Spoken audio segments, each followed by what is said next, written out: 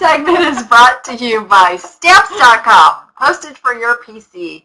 Guys, I had to use my Stamps.com just yesterday. I can't tell you what a great backup it is to be able to just go on over from something completely separate, process-wise, from eBay. eBay, most people don't know this, eBay is run by Pitney Bowes. Stamps.com is completely separate from that. That's two different companies. They're actually rivals.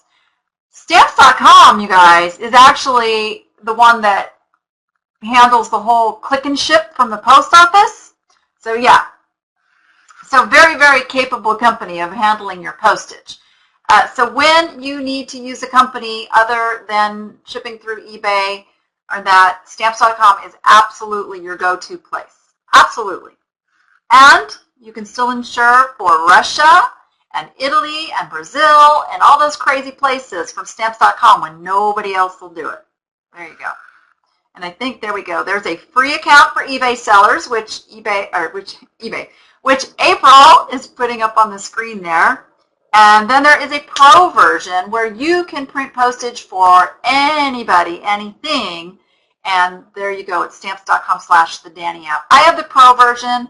I love being able to send packages to my whole family outside of eBay, but it also integrates, if you're a multi-channel, you can use it for all your multi-channel orders as well. So there you go. Well, why don't I get more packages then? Because I don't love you that much. Okay, all right, you guys got to know that her little car is sagging on the back end. Because, why? There's stuff in it. Lots of stuff that she's getting sent home with. So, there you go. That's why you don't get packages mailed. Because I want to send you more than I can mail. Because I love you so much. Aww. All right. Okay. They're waiting for the scores of the week. They're telling you, watch the show more often, Jordan. Absolutely. All right. So let's jump right in, and I've got these pulled up as well. Oh, I love, love, love these. And I got to tell you, this was the best picture to use for a gallery. Brenda, you done it right. This is from Brenda Little, and she says she knew how to pick up this giant Disney Stitch plush when she saw him. And we had one on, I showed the one I had just a couple, well, maybe it's been a month. Time flies. But I sold mine for $180, and it was smaller, much smaller than this one. And she asked $399.95. Let me give you the item number. 3807-6856-6373. Now, oh, is Brenda with us tonight? Anybody see Brenda in the chat? Because we don't know how much Brenda paid for this guy. I would love to know. Yeah, usually we get that information over on the scores thread. But this is a really great marketing technique, you guys. If you have something that needs the size kind of shown in a unique way, and you don't want to use the Coke bottle or the Coke can or the dollar bill, what a great way to portray the size of this creature. Is this not awesome? I know some of you are looking at it because you're going, holy cow, and OMG, yay, $400. So I'm quite certain that Brenda didn't pay anywhere near $400 for this guy.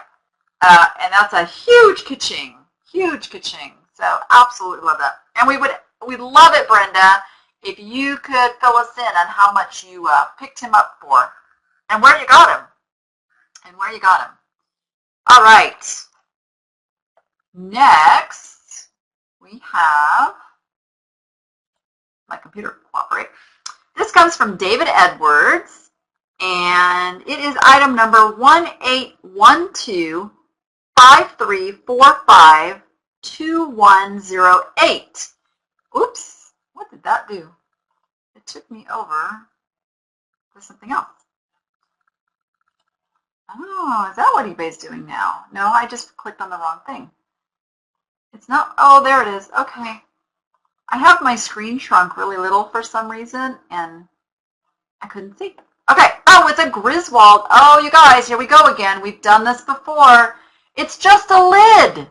It is just the lid.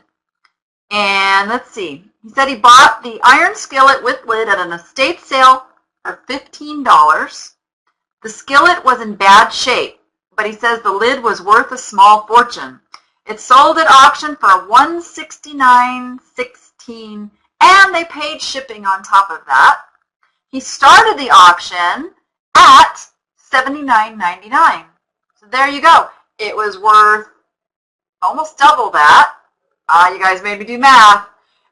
But way to go. I'm curious, David, what'd you do with the skillet? What'd you do with that skillet? Because I'll tell you what I would do. Let's see. I want to see first if he's done it. I would still sell the skillet. I would put that skillet at auction starting at $9.95. Why not? What do you got to lose? What do you got to lose? I would start the skillet at $9.95 plus shipping and see where it goes. See where it goes. So yes, he still has the skillet. Go ahead and throw that sucker up. Now, a little note in the future, when you have like items like that, go ahead and put them up at the same time. Make sure, because whoever is coming over looking at this lid is also interested in any other pieces that you have. That is a niche customer. That's why niches do so well, because when you get a customer and they look around, they're going to find other stuff that suits their fancy. So yeah, I would, oh my goodness, I was just going to be corny and say strike while the iron is hot. What can I say? And get that other item up. There you go. Way to go, David. He does not like your bad joke. Thumbs down. Okay, so if you're going to say something, don't just whisper, because they want to hear the insults you're throwing at me.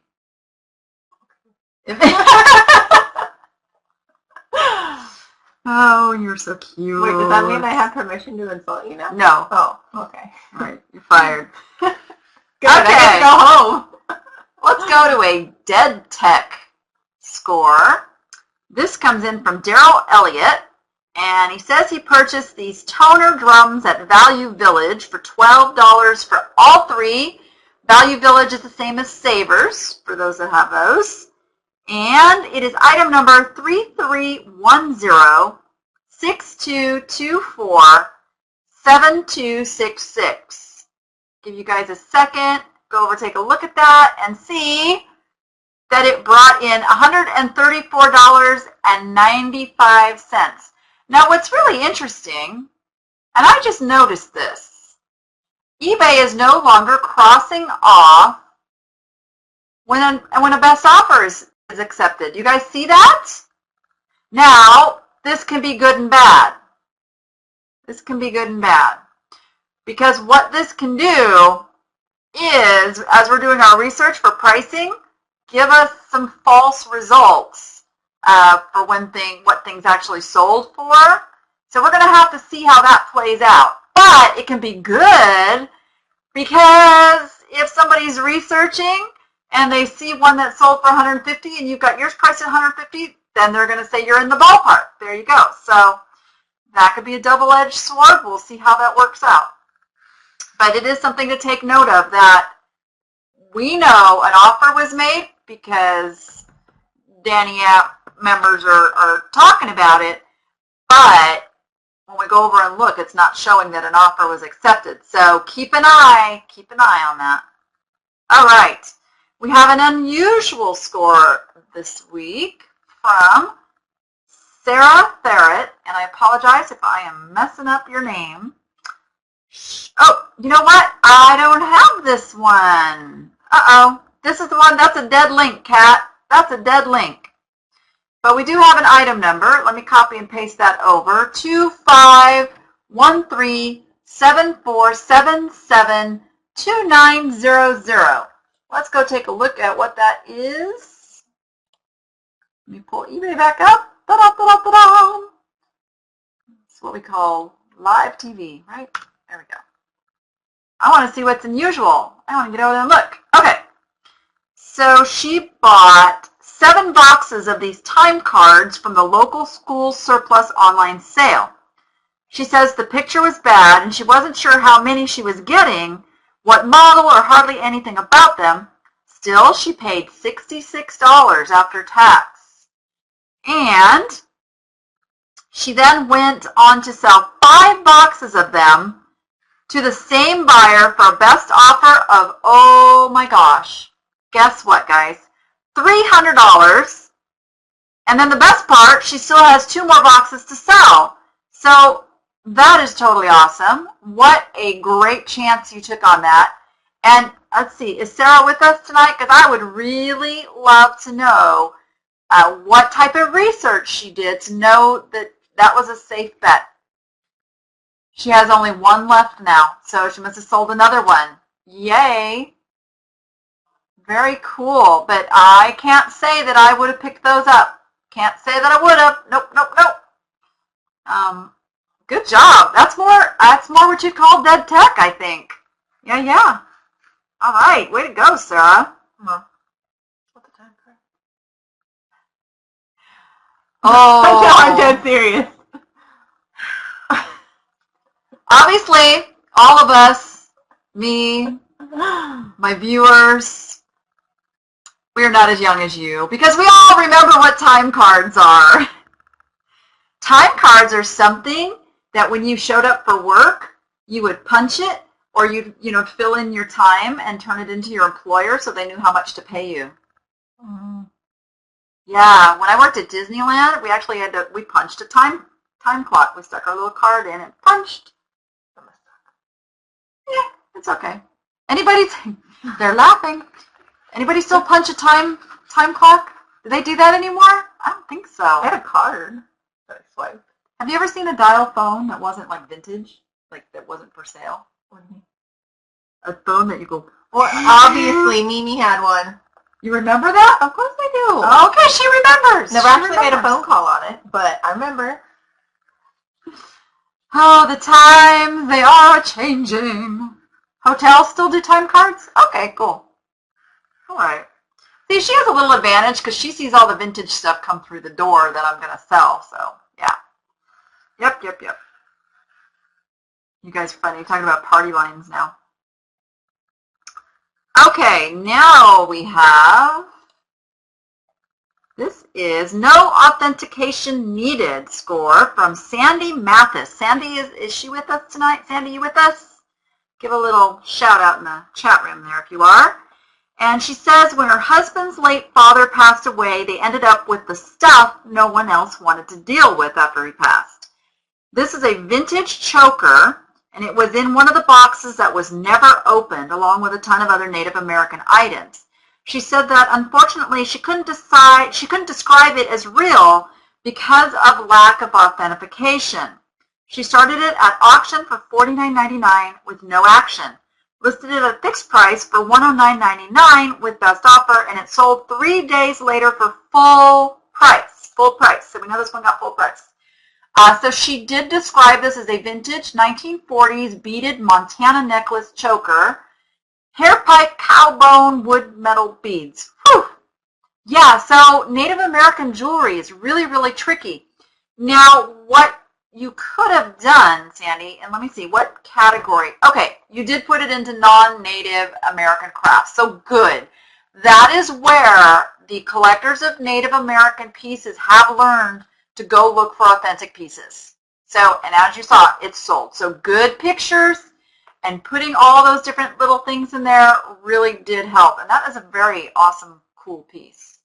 Love it. Got some coral in there. That's a neat piece. I bet those are sterling beads too. Betcha. Very nice. And then she's got a really well laid out listing. Good job. Good job. $109.99 for that get rid of stuff. I am so sorry. That would be item number 1611-4925-5239. Okay, we have one more score this week to do. Oh, this is really cute. This is really cute. This comes from Sherry Anderson Isabel, who purchased a soup tureen at the Salvation Army for $5.99.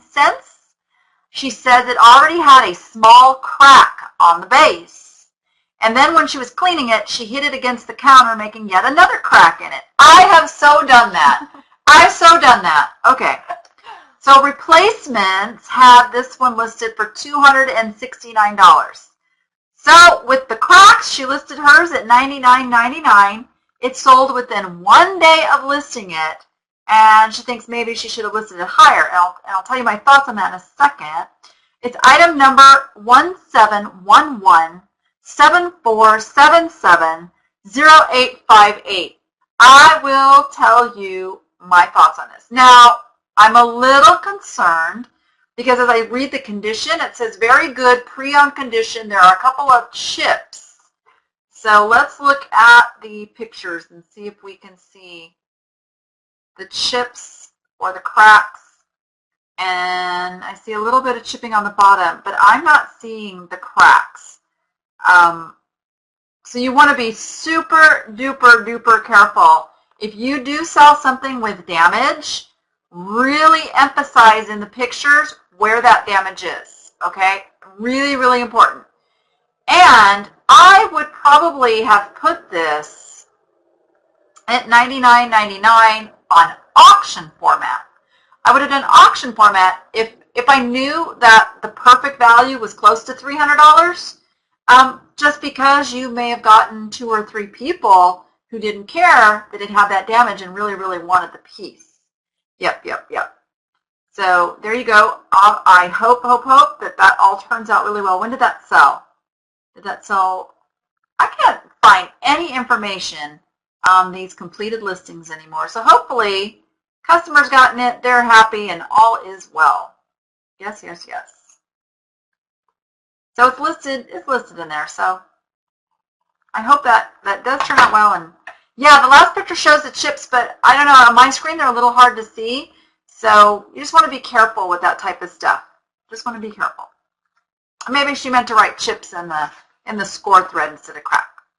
Yeah, don't be afraid to list cracked, chipped, broken, it has to have some value to begin with, of course, okay? I'm not saying list every broken thing that you have, but if you have something of value and it gets some damage, do not be afraid to list that. Don't be afraid. Those are great auction items. List them at half the going rate, actually, and see where it goes. Got nothing to lose. Shards. Yeah, you know what? Don't laugh at that. Colored glass. There's people who make mosaics and things out of glass and pottery pieces. You can totally do that. Absolutely. Yep. List the bread. There you go. Beth says she sells it all the time. And you can always tell them to turn the chip to the back. Yeah, exactly. Be brave. All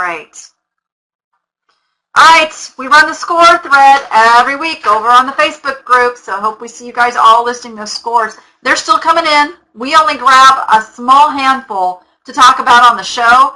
There are tons of scores going over on that thread, so check those out and hopefully find something there you would never have thought about picking up at your local thrift store or yard sales and all of that. So yay. Yes. You know what? I've had people come to my yard sales looking for colorful plates that they could break for their mosaic projects. They sure do. Yep, they're looking for them. Who let them cows out? Moo, moo, moo, moo.